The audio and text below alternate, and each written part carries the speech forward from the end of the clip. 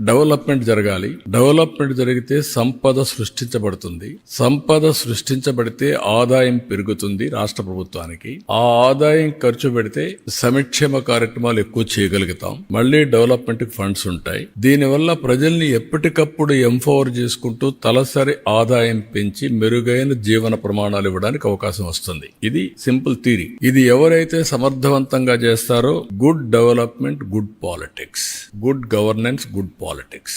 ఒక సుపరిపాలన ఇవ్వగలిగితే అది మంచి రాజకీయాలు కూడా నాంది పలుకుతుంది. భారతదేశంలో 34 years ఆర్థిక సంస్కరణలు ప్రారంభించి అంత మునుపు మనకు ఢిల్లీ రాజధాని బ్రిటిష్ పాలన, 3 ప్రెసిడెన్సీస్, మెడ్రాస్, కలకత్తా, ముంబై, ఈ ప్రెసిడెన్సీస్ అన్ని ఉండేటివి. మెడ్రాస్ ప్రెసిడెన్సీ ఇవన్నీ ఉండేటివి. అవి మెగా సిటీస్ మనకు. అయితే ఇంకో కొన్ని హైదరాబాద్ లాంటివి నిజాం లోకల్ గా ఉండే ఇవన్నీ ఉన్నాయి. అలాంటి కొన్ని ప్రాంతాలు ఉన్నాయి. ఓవరాల్ గా ఆ సినారియో అది. 91లో ఆర్థిక సంస్కరణలు వచ్చాయి. 91 నేను ఎప్పుడు కంపేర్ చేస్తాను బిఫోర్ 91, ఆఫ్టర్ 91. ప్రీ 91 అనేది ఆర్థిక సంస్కరణలు రాని నేపథ్యంలో కాంగ్రెస్ పార్టీ మొనోపలి, ఒకే పార్టీ, సుస్థిరమైన ప్రభుత్వం, స్ట్రాంగ్ ప్రభుత్వం. ప్రపంచమంతా కూడా ఎగతాళి చేసే రోజులవి. హిందూ గ్రోత్ రేట్ మీకు 2% వస్తుంది, 1% వస్తుంది, మీకు అభివృద్ధి చేత కాదు అని ఎగతాళి చేసే రోజులు. అక్కడి నుంచి రిఫార్మ్స్ వచ్చాయి. అది కూడా మన తెలుగు బిడ్డ పివి నరసింహరావు తీసుకొచ్చాడు. అక్కడి నుంచి అందరికీ